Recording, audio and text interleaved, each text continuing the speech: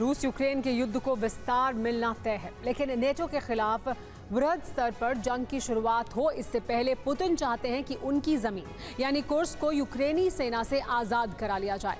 और ये सोचना स्वाभाविक भी है, क्योंकि आने वाले दिनों में जो समीकरण बनेंगे वो पुतिन के पक्ष में होंगे या नहीं, ये खुद पुतिन भी नहीं जानते। इसीलिए कुर्स्क के मोर्चे पर पुतिन ने पूरी ताकत झोंक दी है। देखिए कुर्स्क पर यह स्पेशल रिपोर्ट।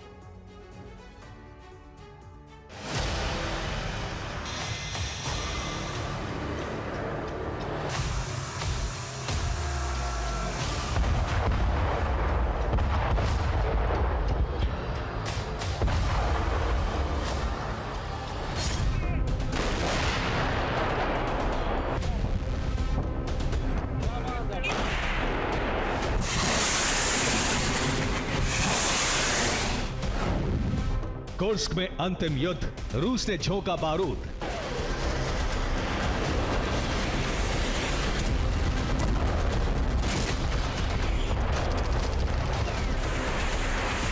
रूस यूक्रेन की जंग में पूर्वी यूक्रेन को जितना नुकसान हुआ है उतना ही नुकसान पश्चिमी रूस को भी पहुंचाने के उद्देश्य से ज़ेलेंस्की के लड़ाके उतरे तो जरूर थे, लेकिन पुतिन सेना ने इस जंग को अब अलग ही मोड़ पर खड़ा कर दिया है।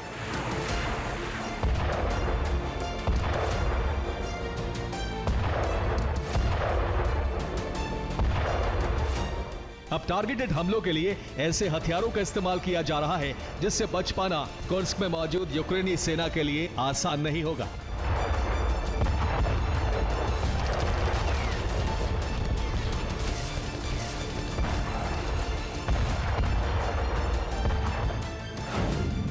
कुर्स्क में यूक्रेनी सेना पर फैब से हमले शुरू कर दिए हैं।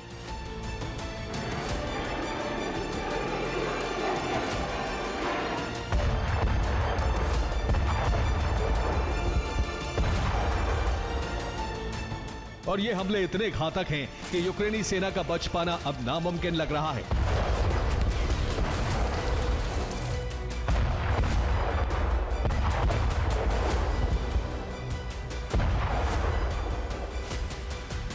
ऐसा क्यों हो रहा है, इसे समझने से पहले रूस की कुर्स्क में हुई कार्रवाई पर एक नजर डाल लीजिए।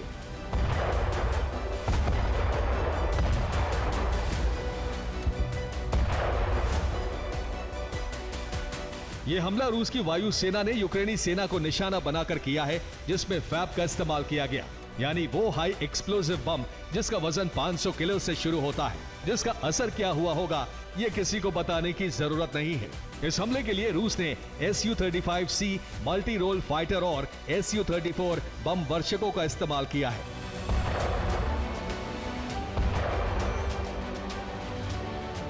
ठीक ऐसे ही कुर्स्क के चरकास्की पोरेशनी में पहुंची यूक्रेनी सेना पर रूस का यह हमला बताता है कि इस क्षेत्र में ज़ेलेंस्की के लड़ाकों का टिक पाना अब असंभव है, क्योंकि सेना ही नहीं उनके उपकरण भी ध्वस्त किए जा रहे हैं।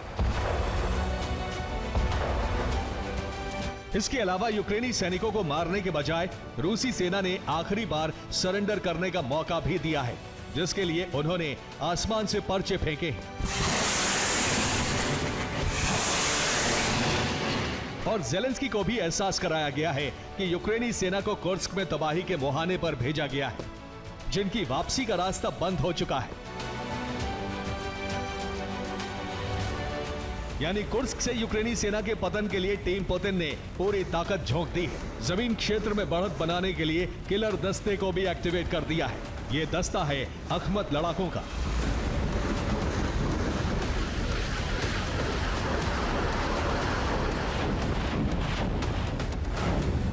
पुतिन ने अखमत लड़ाकों और पैराट्रूपर्स को जंग में उतार दिया है।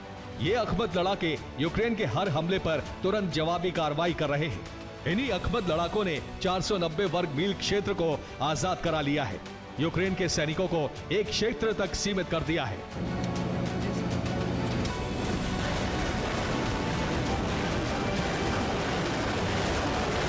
जिसके बाद रूस की एयरबॉर्न फोर्स की यूनिट्स ने विध्वंसक हमले शुरू कर दिए, यहां तक कि यूक्रेनी फोर्स की कार्रवाई को भी विफल कर दिया। जिसके बाद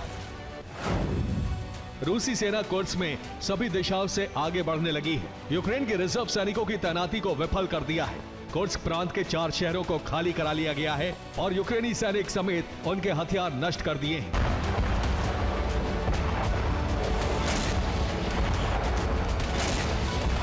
रूस की इस कार्रवाई के पीछे सिर्फ 2 कारण है, जिसमें अपनी जमीन को यूक्रेनी सेना से आजाद कराना तो शामिल है ही, साथ ही रणनीतिक बढ़त के साथ अपने सहयोगियों की सुरक्षा करना भी है।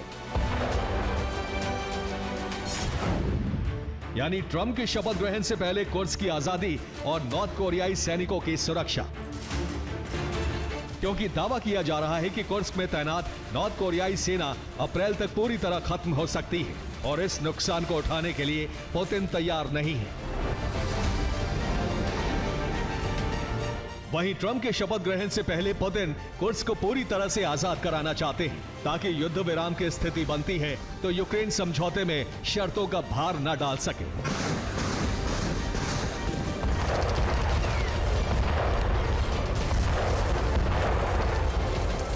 Bureau report, TV9, Bharatvarsh.